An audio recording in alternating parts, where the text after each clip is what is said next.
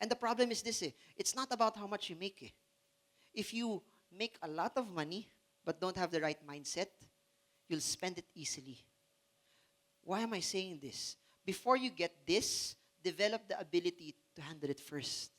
Because I've seen more people, when they got more money, it actually destroyed them.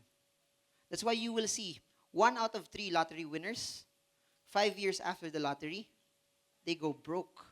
Please remember this, before they won the lottery, they were okay. But 5 years after, they even went lower. Meaning, prosperity destroyed them.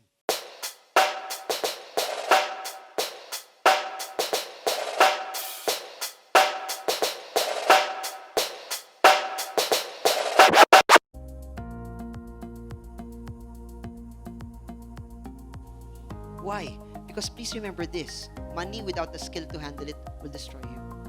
That's why you build it, you develop it as you grow, and you create the mindset for it. Number 1, right mindset. You don't have to spend everything. Please remember this. Don't spend on things you don't need. Because sometimes this is what we do. We buy stuff we don't need to impress people that don't even like us. Yes? Yes or no? Yeah, and it happens even at work. When you see your friend who has a nice bag, what do you want? Uy, I think I deserve it also. Yes or no? Yeah? And something inside of you, oh no, I don't have the money to pay for it yet. But you have a credit card. Yes? Please remember this. If you buy something you don't need only to impress people, what you bought later on won't have any value anymore. And you'll be ending up paying something over and over and over again. When I graduated from college, 2005, if I converted into ringgit, I was just earning around probably 1,500 ringgit first job. So when I started out, I was trying to save as much as possible. I was giving at church, giving tithes.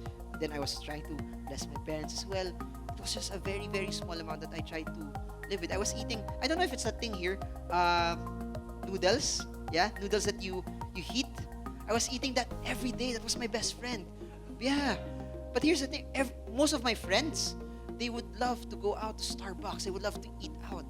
They would love to spend. And here's the thing. It's not that I was gonna eat noodles forever. Please remember this. When you start saving and preparing, it's only a season. It doesn't have to be forever. But if you try to spend forever, you will try to work your whole life for it as well. Why not shift it? Prepare now and do the things that are placed in your heart later on. So, here's the thing. Money loses value if you don't buy assets. Sometimes we just change phones over and over. Yes? And we don't see this. If we buy something that loses value, suddenly the money that we used to put it there, the potential for it stops. Please remember this. Money is not your greatest asset. Time is. Every time you spend something on something that you don't need, you remove the potential for that to actually make something for you. But sometimes, if instead of spending that, we use it to something that creates value, later on, it's gonna reap something for you. I'm guilty of that as well. I came from the Nokia generation, yes? Where we all had Snake. Yes? Yeah. So from Nokia to BlackBerry to iPhone, I've changed so many times. But it's okay. It's not wrong to buy stuff. For me, it's wrong to buy stuff if you get into debt to buy those stuff. Or if you buy those stuff and you deprive other chances for you to save as well. So another example, for you to be able to, because the problem sometimes is this, when we try to save, it's hard. Yes or no? Yeah. True story. Me and my wife, total opposites. Total opposites. I love to save. She likes to. Yeah. For you to be able to resist that, you need to budget. Simple. Budget sometimes is connotated as something that's negative, but for me, budget is just this. It's a plan for you to go about your spending. It's on paper, on purpose. It's putting a name to every ringgit that comes your way. It's saying that, okay, this goes to church, this goes to buying shoes, this goes to eating, this goes to movies. For Pastor Ben, it's eating. It's this. But here's the thing. You know what budgeting is? You know what budgeting is? It's a priority system. Because you can't buy everything. Yes? But you can buy something that's more important to you. So what you do is this. From your salary or from your income, if you have a business, the most basic thing that you can do, it has to be a written plan. If you don't write it down, you'll forget it. And there's so many apps already right now. But I'm old school. I've been using Excel since I started my job. I've been budgeting since 2005 up until now. Please remember this. You don't budget when you don't have money. You don't budget when you have a lot of money. You budget every time. Regardless, with money, without money, you budget. Everything should have a name. Every ringgit should have a name.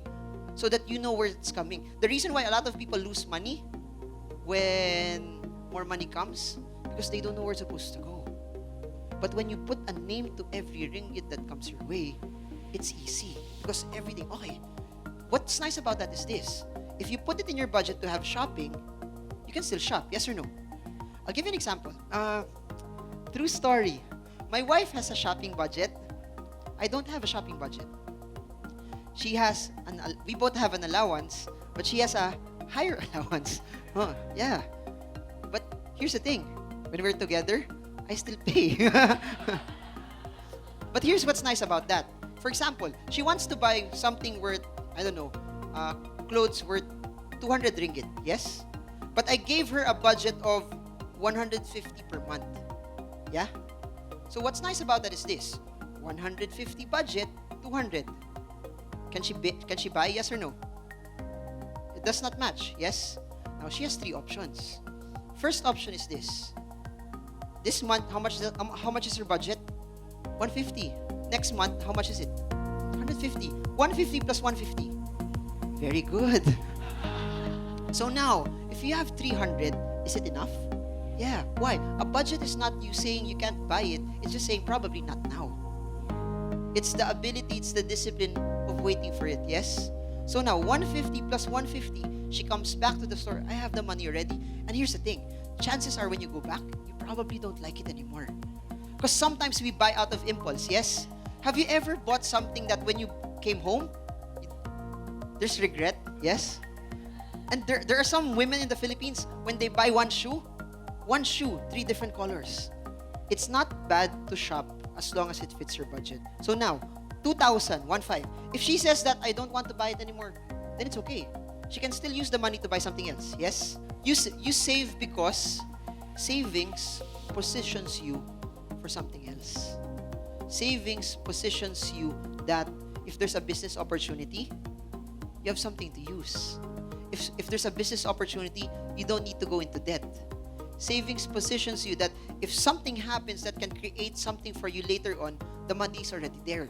Savings are also for, do emergencies happen? It's an emergency because we can't foresee it, yes? A few days ago, there was a storm in the Philippines that everything was flooded, some people lost stuff. You use that emergency fund, you use that savings so that when an emergency happens, you have something to use. You don't go into debt.